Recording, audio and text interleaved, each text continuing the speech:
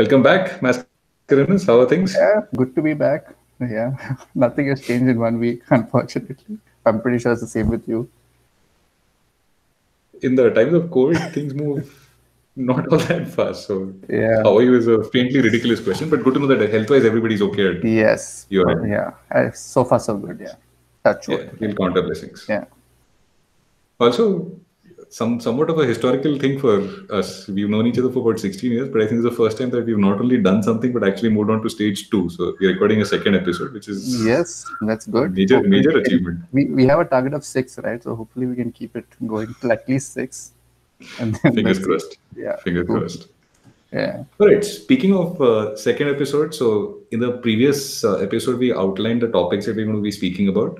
Hmm. And we had said that the second episode is going to be about the impact of urbanization on the environment. Yeah. But we'll get to that in just a little while. We had also spoken in the first episode. I'd asked you a question about three Indian cities that you think have done a really bad job of urban planning, and three that you think have done a really good job.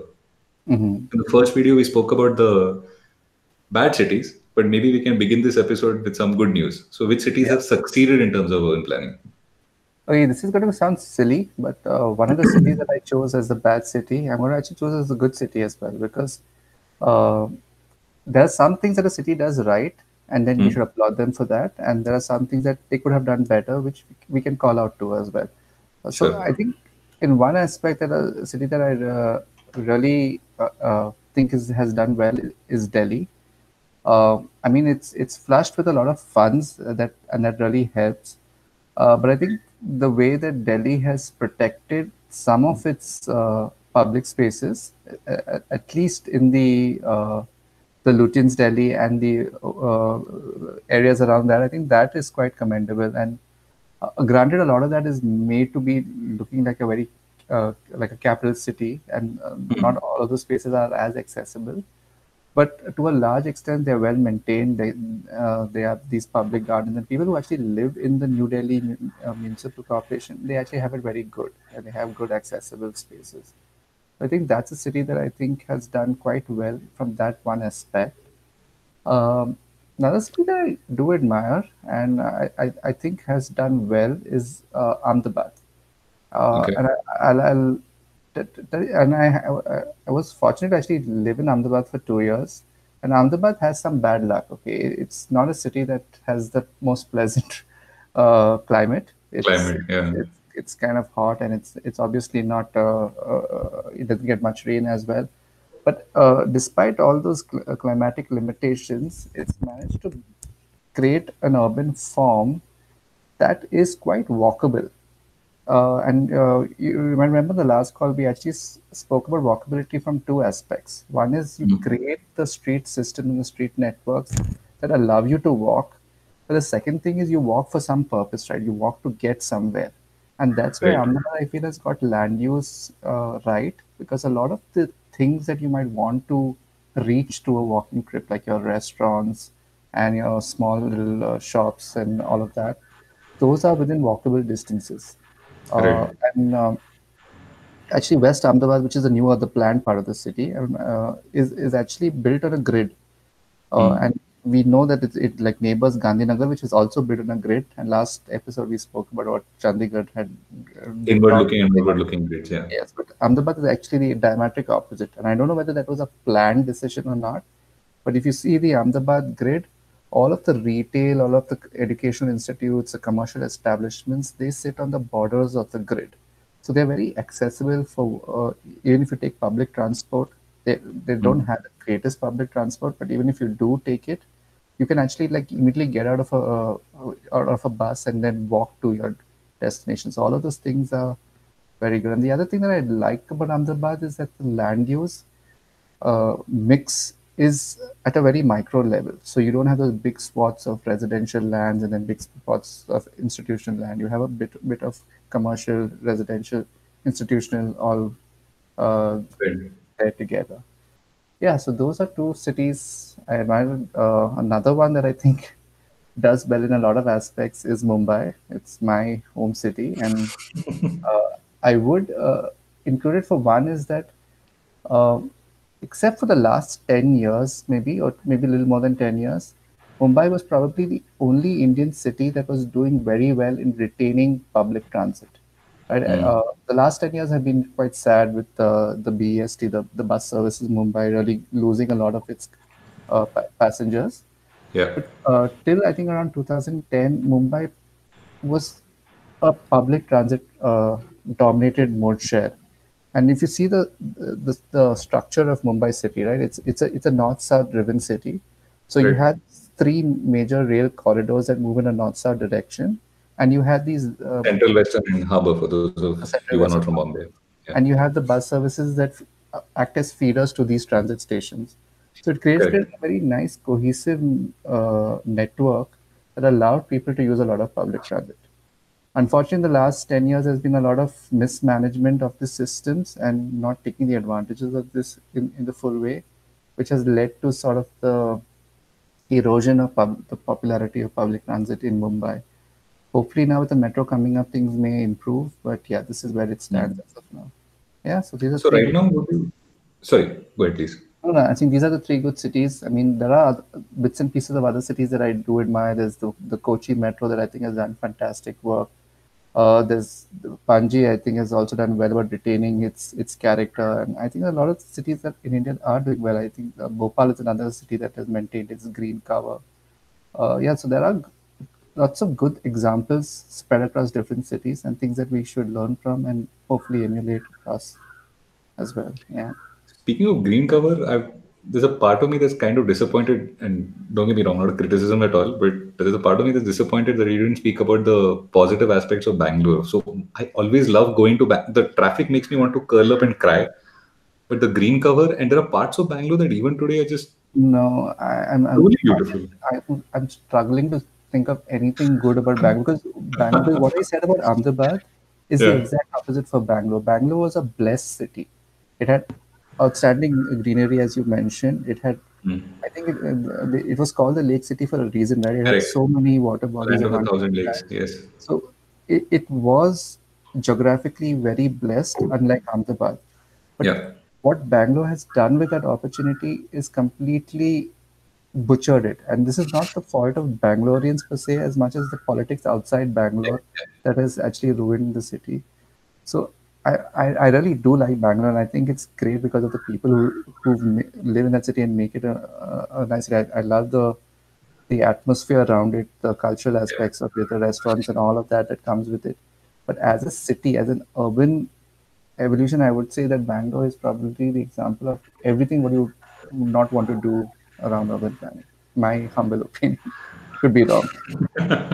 Okay. No, so again, there are aspects of Bangalore that make me literally tremble with fear, and Green traffic cover you is number mentioned, one right? I among think them. it's reduced by more than half in the last 20 or so years.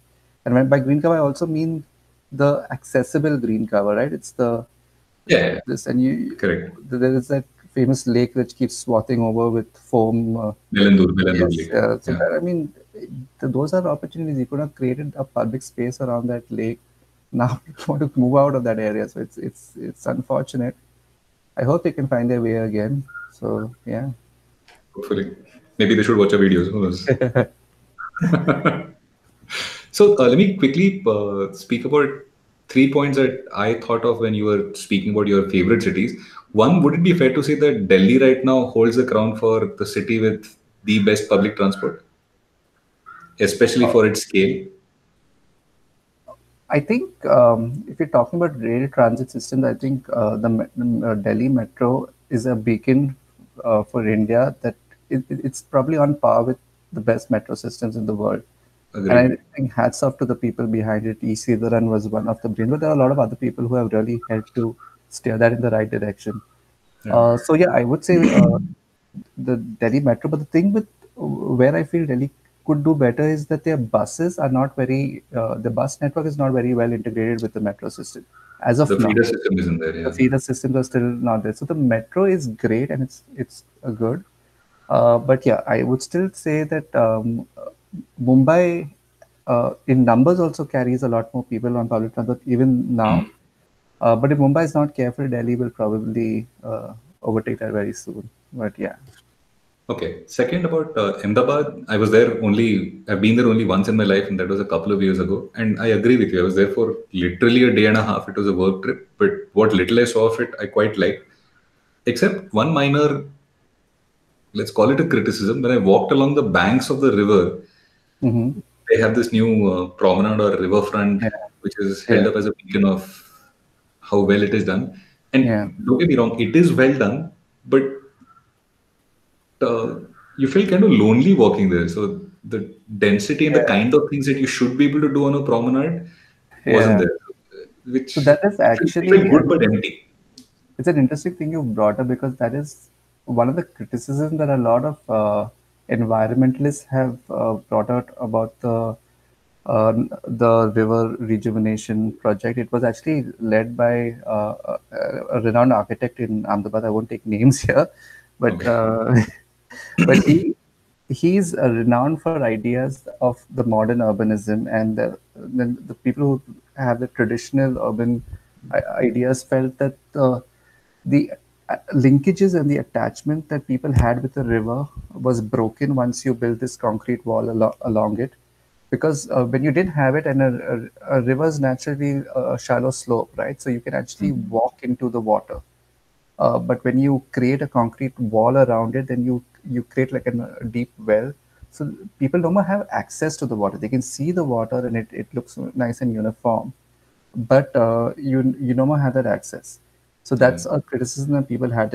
Exactly what you're saying. It gives this feeling of loneliness, and then the other thing is because a lot of the development that is he's envisaged around it, right? The tree covers and all that, that will take time to come. So I think they plan for Ah, all of that.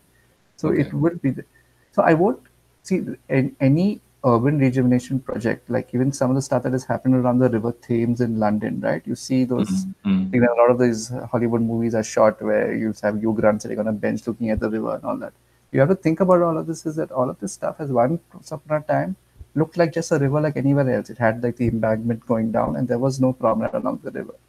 At some point, they created this, and then you had the character come in around it. So even here in what's happened in Ahmedabad, I think yes, there are things that they could have done differently, but I feel there is a need to create public space around Mm. this. And yes, there is that importance of that access to the water. So you can't deny both. People have a valid points. I won't completely criticize it, but at the same time, I won't say it's the best thing in the world. But I think it's something what I do like about the fact, and we can talk about the example of the proposed Mumbai sea link. What I like about the fact that what they've done in Ahmedabad is that the spaces that they've created around the river, they've kept as public spaces accessible for people. It's not become high Mm. rises, so they're not Yeah, cut yeah, the river away from people. true. They've created that concrete wall, and we can argue about whether that's good or not. But yeah, at least the river is accessible. That's one advantage. Yeah. Okay, so I'll make a mental note and add this as a caption for this video also. Maybe we should spend an episode, if we ever go beyond six, just talking about riverfronts in cities. So the Charles Yeah. River in Boston, the Hudson in New York. I was in Toulouse earlier this year before the lockdown started, and they've done a magnificent job of creating living spaces around meeting places, sorry, around the Garonne River.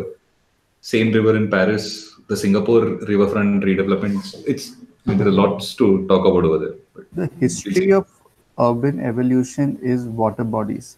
Absolutely. All great cities in the world, whether you talk about from Athens down all the line, every great city in the world has either happened on the banks of a river or near the ocean. There are Absolutely. very few exceptions to this rule, and the what you do is that once you have that location, you want to take the full advantage of that location. You don't want to cut away the river, or you cut away the seafront from your city, which is what I Yeah. think Mumbai is doing with this coastal road that they're planning to do. And actually can spend an entire episode talking about why I don't like that project.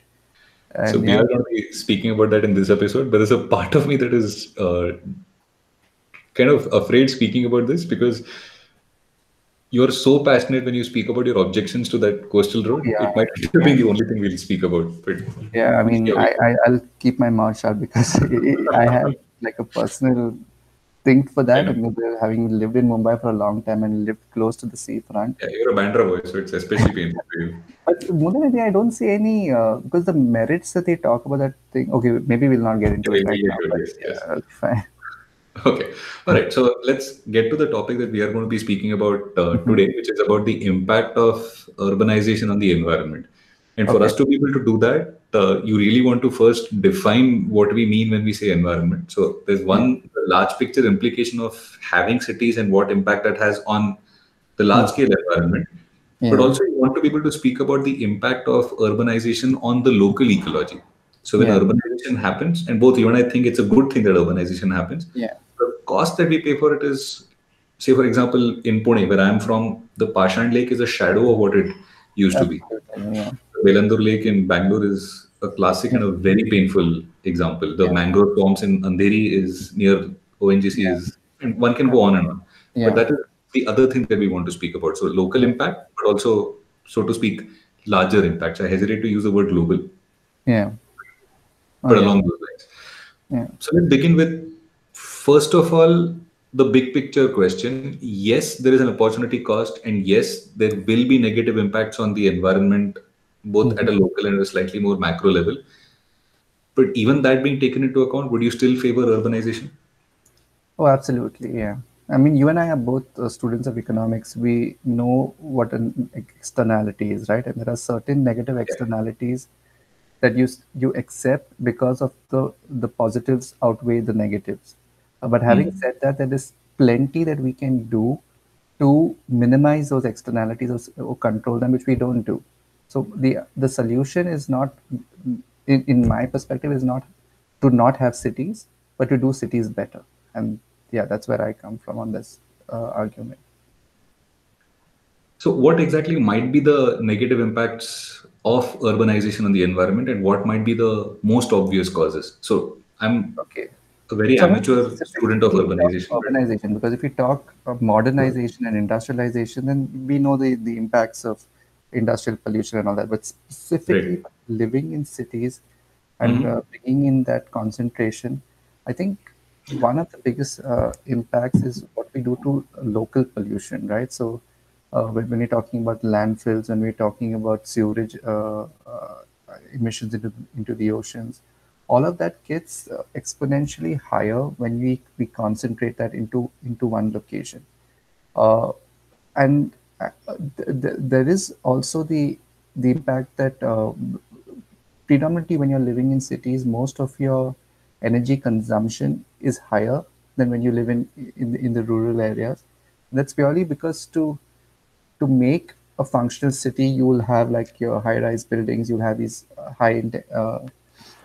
energy consuming towers. All of that is a lot higher in a city because of that densities than you would have if that was spread out. Uh, but the flip side of doing that is that if you were to spread it out and still maintain the kind of quality of life that you would want to in a city, you will get what is the urban sprawl, the suburban, what you have the suburbia, which is what you have in the US, and those are a lot more energy consuming than actually getting people together living in cities. So one is that if you feel that living together in cities has its positives, then I think that is the right density that you can target to ensure that the pollution levels and the impacts on the environment are kept to its minimum. And I think that's the the equation that one has to work out, and it's different in different contexts. It'll be different in South Asia than it'll be in Europe and North America. So we need to get that right for South Asia. Right. That was going to be my next question. So, you spoke about how there is this Goldilocks situation almost, where you have just the right amount Yeah. of a density or number of people living in a relatively tight area.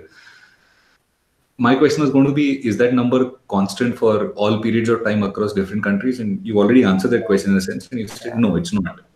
What are Yeah. the factors that go behind making this number contextual? So when you said South Asia has special or specific requirements, are we Mhm. talking about the income level of people? Are we talking about our infrastructure capabilities? Are we talking about how outdated our infrastructure is? Or is it a mix of everything? What would be the top two or three things that come to mind?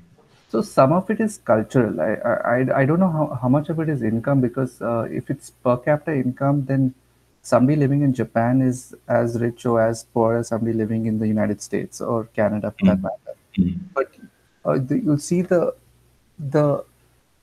the wish of people to is to live in smaller houses, compact houses. Some of it is obviously driven by cost, but people choose to live in the interiors of Tokyo rather than spreading out, right? And I think Right. so. So to some extent, that is one factor. But the second factor is also the availability of land and population. So Japan doesn't have the luxury of land, and it has a high Correct. population. So whereas North America has the more of land, Exact opposite problem. Yeah. yeah. So uh, it, it is going to be driven by your constraints. So we can't say that density of 5,000 is sustainable in South Asia, because then we'll end up having no cities. I mean, we'll end up having very small, or we'll have many small cities. So you need to have a higher density for our context, because we have less land and more people. But we don't necessarily need to go to extremely high density. And I think when we think high density, often people confuse that to mean high rises and high building density. And Mm. but have actually empirically proven that there is also a sweet spot in what to do with building density to get the right number of people per square kilometer. So what's happening in a lot of suburbs in Mumbai is they're building these tall towers, like 30 stories, 40 stories, and even going up to 60, 70 stories. Right. And Parel is a classic example. that is an example. But the thing is, when you do towers of that height, because of other requirements, you need to have wider roads to service those apartments. You need more setbacks so that light falls on those streets. You need, for other reasons, you need to put buildings further apart if you go that high.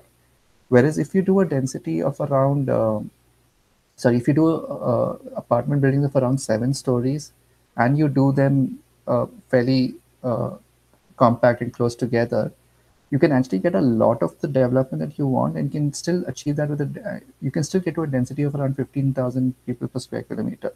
So you don't necessarily have to go to high rises of over 20 stories, because that actually complicates and exemplifies the pollution problem, right? I mean, to service an apartment building that is that tall, you need to have more elevators, so more energy consumption.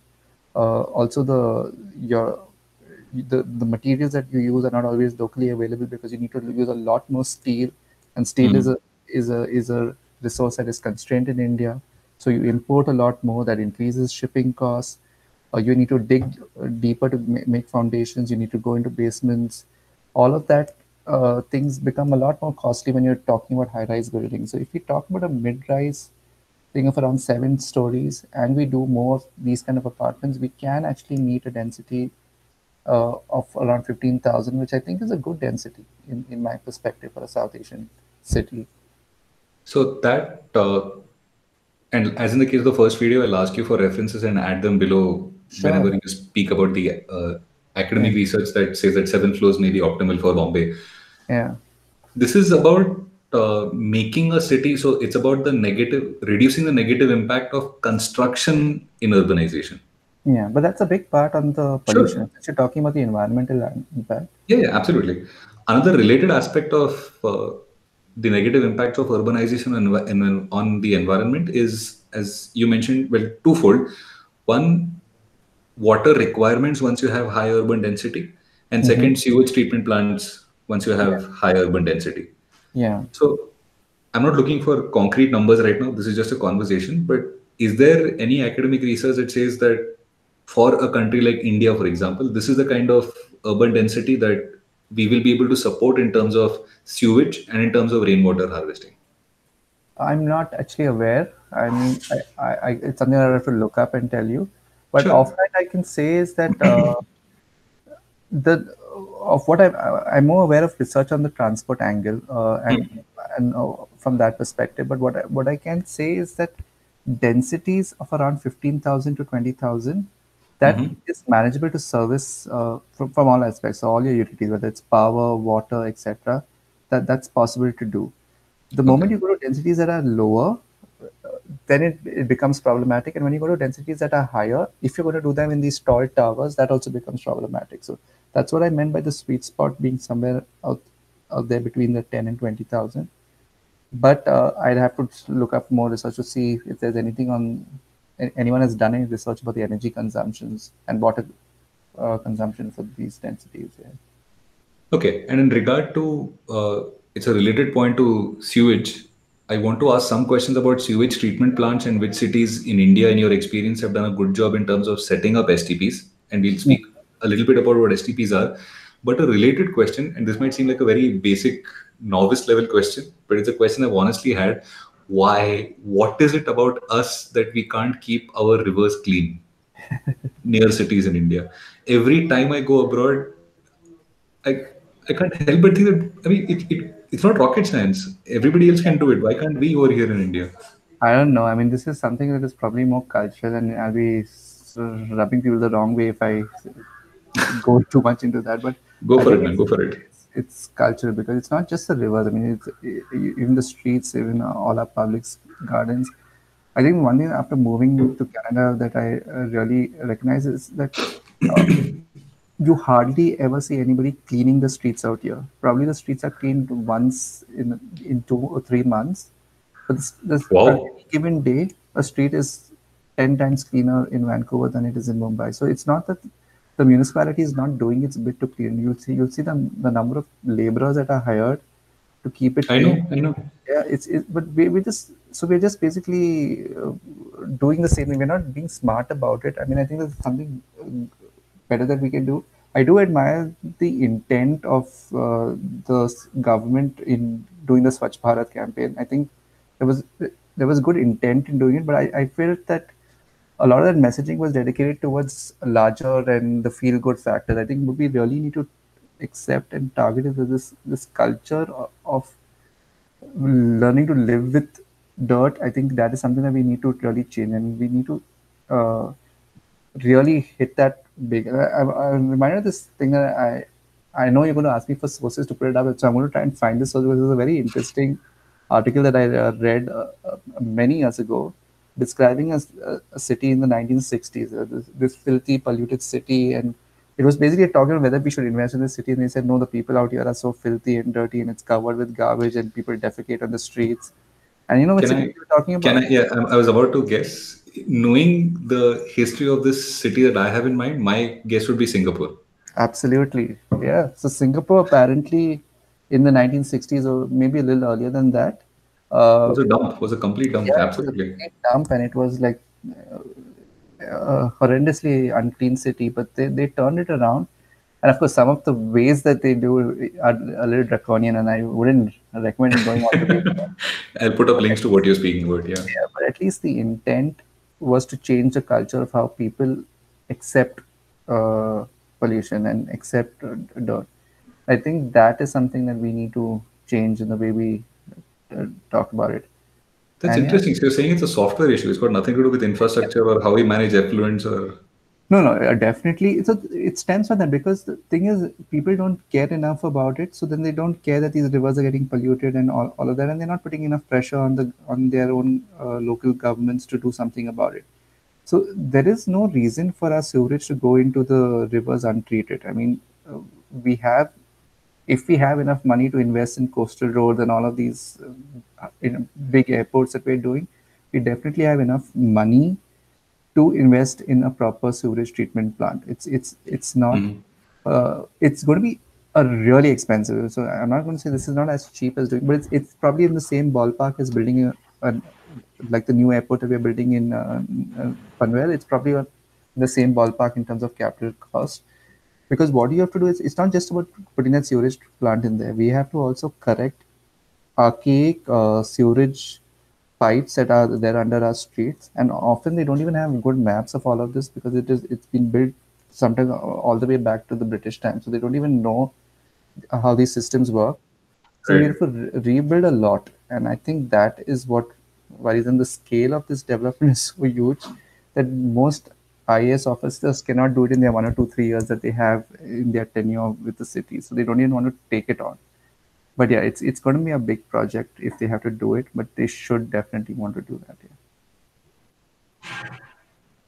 Okay. And on a related note, before we get to the other topics that I wanted to ask you about today, so we've all read reports about how water trains had to be dispatched to Chennai, about how Hyderabad ran out of water last year. There were examples about 4 years ago from my city. Pune ran out of Yeah. water or came close to running out of water in 2016. Why can't we do better, just simple water management? So the depleting water table in Bangalore, the tanker mafia, and on and on and on. See, What are we getting wrong there? this is a complicated problem that has multiple layers. I think one layer is obviously climate change. That is going to be a water shortage, and we won't face it immediately, but probably in 30 or 40 years, there is going to be that. The second thing is the Okay. level of urbanization that has happened is so high that our water capacity has not been able to keep up. So now the same amount of water needs to service a lot more homes than it Mm-hmm. did 10, 15 years back. The third factor that we have got horribly wrong, and this is where we should have done better. And again, I'll give you the example of Bangalore. So a lot of the development that has happened has actually ended up choking the natural water holders, the lakes in the city, right? And this is a very it's a very strategic move from the developer's perspective, and you can write a whole thesis on game theory and how this works, right? So because what they would do is it make the development and that chokes up the lake, and then they will tell the municipality, look, there is no lake here anymore, so let us develop some more into that land, and then more development will go into the land, and more development will go into the land. And then at some point, so weather is not going to be static every year. At some year, you're going to have extra rain, and then that entire thing is like a basin, so it fills up, and all those buildings start flooding. So you have these dual problems because we are building where we shouldn't be building. If we respect the topography of the land, we should realize that these are water collection areas, and because we have choked it up somewhere upstream, water is no more collecting there for a few years, and we've used that as an excuse to build over that, and that should not have happened in the first place. If we didn't have that, we wouldn't be having the flood. Actually, a lot of the flooding that happens in Mumbai, uh, you will see that, and this is true without exception. Almost every place which is the reclaimed land is the one that gets flooded during the monsoons. But almost all Yeah. actual I remember the Mithi River, I think. yeah, Miti and around the Miti. So in Mumbai, I lived in a place called Kurla, which a lot of the development around Kurla is was mangroves at one point in time, including classic Bandra Kurla complex, right? The business hub of Mumbai now. A lot of that Mm. land is low-lying land. So when you reclaim it, how they manage to reclaim it is they choke the river upstream, the Miti River, and when you choke the river upstream, the amount of water that is flowing is no more as high as it used to be, and because of that, you use this land is easily. You just need to increase the increase the land table a little bit, and you will have nice land to develop. They build on that land. But then what they don't realize is that there is going to be years like happened in, I think was it 2007, when you had the huge floods in Mumbai. There are going to be years like that when it Seven, I think. yeah, Yeah. when it rains like crazy, and it's going to create havoc. So how we are building is not correct. We're not respecting topographies at all in the way we are building. So Mm. that is actually the real problem. So here you're saying it's not really bad urbanization, it just is the builder politician nexus that has been at play. Yeah. Bangalore is an obvious example, but practically And I every would city in probably, I India. mean, I blame the urban planners in these institutes. I mean, who have let this happen, because at some point you need to give the right advice, right? I mean, I think we, as an institution, didn't do enough, and now a lot of people are raising voices, but unfortunately, no one's listening. Still, a lot of the development that's happening in Mm. Bangalore is happening on land that shouldn't be developed. It's still land that is on areas that you would want to be your water table. A good example is the city that was being planned for to be the new capital of Andhra Pradesh, right? The Amravati. Sorry, yeah, Amravati, yeah. Amravati. Yeah, yeah, that's the name. So that was being built on the banks of a river and in the cusp of land that is meant for holding the river when the river floods. And granted, for 10, 15 years, when they're doing that build, all of that building, there may not be a flood because floods don't happen every 5 years. It'll happen every 15, every 20 years. But when it does happen, we're going to have a lot of problems, right? So that's why we need to think this through when we're doing these buildings and planning these new cities around them as well. So statistician in me wants to say basically you're talking about planning for Six Sigma events, or not even Sigma, maybe Three Sigma, Four Sigma events. See, you're building a city, you want your city to last beyond your lifetime, right? So your Six Correct. Sigma event will Exactly. happen. I mean, I'm not talking about like, so if you're talking about one in a billion chance, and nobody would build any cities on the Pacific West Coast or in Japan because obviously that's the earthquake zone. So, but if Correct. you're talking about a flood happening every 10 or 15 years, I think that's something that you need to plan around. I mean, Yeah. yeah, that's The something. reason I'm laughing is because it's, at least to me, a painfully obvious point, but most people in Yeah, India seem to have missed it altogether. unfortunately, I mean, it's the developer nexus. We're developing where we shouldn't be developing, and I'm not against development because obviously you need to expand your cities and you need to create new land for people to move into, but do it strategically. You don't need to choke uh, the areas which will ultimately save your city. These are the the points where the water can accumulate. These are the things you need in your city, and if you don't have that, Hmm. and the thing is that open land is like a sponge, right? So when there is excess water, it absorbs it. The moment you cover it with concrete, then you're cutting it, the link for the water to seep into the land. So that also further screws up the water table, and it causes you basically make it like a swimming pool. Then at the end of the day, so Correct. a lot of the roads that we've created are actually doing exactly that, because water is not allowed to seep in. It flows along the road, and it comes to the bottom where it will flood up. And yeah, that is the problem you will. Literally pull up. Yeah. Yeah. Okay. It might be the case that we'll end up having to do two episodes for uh, urbanization and the environment, because I don't think we have enough time. And you will, I know, want to speak in great detail about, say, for example, the sea link and the coastal road. But another thing that I wanted to speak about before we get to that point is garbage collection and garbage disposal.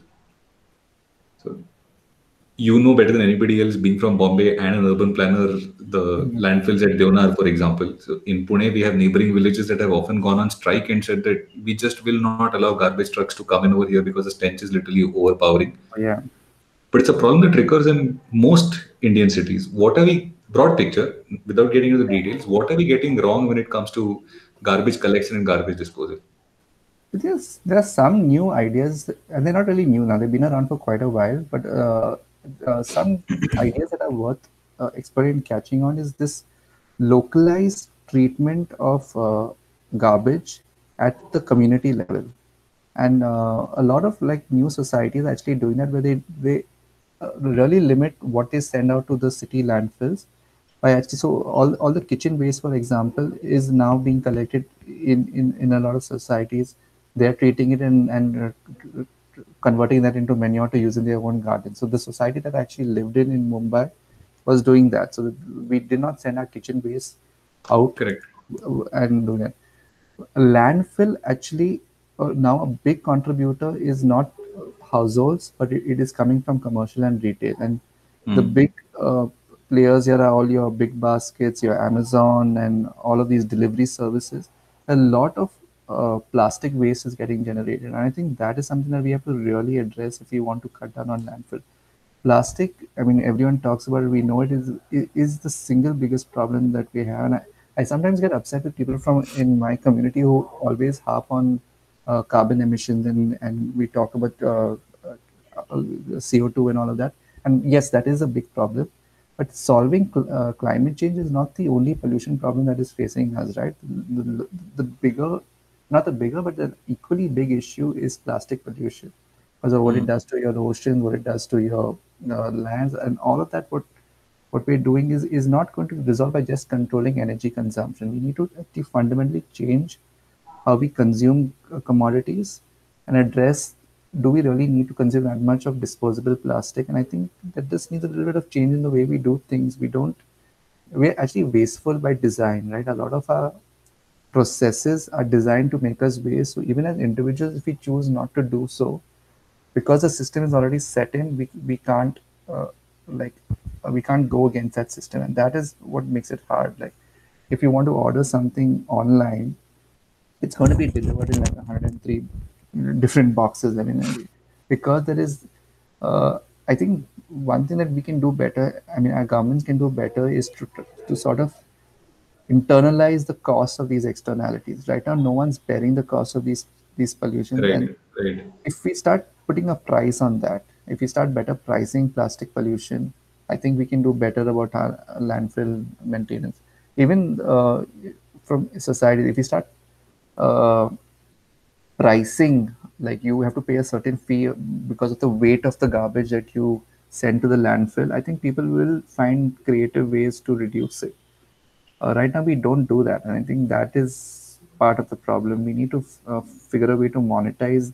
Uh, to get the value out of this, and so to incentivize people to cut down on the amount of garbage that they create. I think that is potentially one way to address that problem. Okay, I almost get the sense that this is going to turn out into a fractal series, and here's what I mean by this. We spent the first episode speaking about 5 topics that we wanted to cover in the other 5 episodes. And Yeah. as it turns out, I've been trying to create a structure in my own head for this particular episode, and we ended up speaking about urbanization and the cost of construction, speaking about urbanization and garbage disposal, urbanization and a drinking water or water for use, and what to do with water once we need to Yeah. literally throw it away. So, and each Yeah. of these, it would seem, deserves a separate episode in its own Absolutely. right. Yeah. And And we might, I want yeah. to also just put a disclaimer. I'm not the best expert on this, is because a lot of my focus is on more on transport. But peripherally, what I'm aware of is what I'm trying to put across here. Yeah, of course. So this is an introductory series. Yeah. I not only don't claim to be an expert in urbanization altogether, I'm hoping to learn. And like you said, your field of specialization is transport. But so long as we can leave the audience with a sense of what topics we need to speak about, who knows? Sure. Maybe we'll get other guests in the Yeah. series. The final thing that in this particular episode that I wanted to speak about is, like I said, we've spoken about construction, we've spoken about garbage, we've spoken about water. What about recycling? So I know, for example, I was in Singapore about 4 years ago, and they use a large amount of wastewater that is recycled.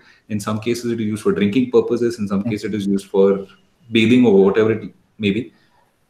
The impression I have as a layperson is we don't do a good enough job of recycling our water in India. A, true or false, and B, how do we go about changing it?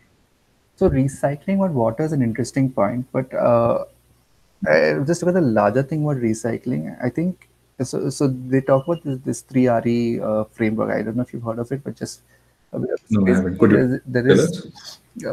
recycling, reduce, and I'm forgetting the third one. Now, struggling to get the third one, but We'll I look it up and but basically I think put it recycling down below. Sure. gets the lion's share of prominence in the discussion, and we spend a lot of time thinking about ways to improve recycling. But actually, studies have shown that recycling is the least important thing in terms of in controlling pollution, because Oh, fascinating. no Okay. matter how good you get at recycling, there's only a limited amount of the original value or the original things that are actually reusable when you recycle them. So there is a lot of push now to address that. We need to move to other things that are more important than recycling. That is, one is to reuse. I mean, right now we have this use and throw Mm. thing around a lot of our commodity consumption, right? So can we improve the durability, the resilience of the things that we consume, so that we consume it for much longer rather than going to recycling. The other thing is about, can we move towards a more shared usage of things? So a lot of our consumption till now has been mostly personal consumption, because so we Correct. own a car and we use it for maybe 5% of its time, 95% of its time it's parked away. Until now, that was it was impossible to think of a way around that. But now technology has evolved to allow us to think of owning vehicles in a shared environment, because, and we know that classic economic theory, right? When you share things, it becomes a tragedy of the commons, and nobody really takes care of Correct. it. But now, because of the advancement of technology, and you have ways to track how people are using shared commodities, it becomes a lot easier for the sharing of commodities to work across a larger community. And we've seen up to examples. Shared vehicles is just one aspect of that. We're actually moving to shared living as well, shared office spaces. A lot of that is coming into place, so that will have its stay. So Mm. recycling, yes, it's important, but don't spend too much time about it, because the amount we can do with recycling is only one aspect of the larger uh, thing about controlling pollution. Yeah. Fascinating. So once again, I'll put up some links about what you just said right now. But I was under the impression that recycling is really the big missing picture, but apparently not, and Yeah. which is So I'll send you some fascinating. articles about the 3RE network, and I'm having a total brain freeze right now to not remember the third one. But yeah, That's it's okay. reuse, recycle, and I'm really struggling with Reduce, that. maybe I don't know. Yeah, reduce. Yeah, you hit the nail on the head. Yeah.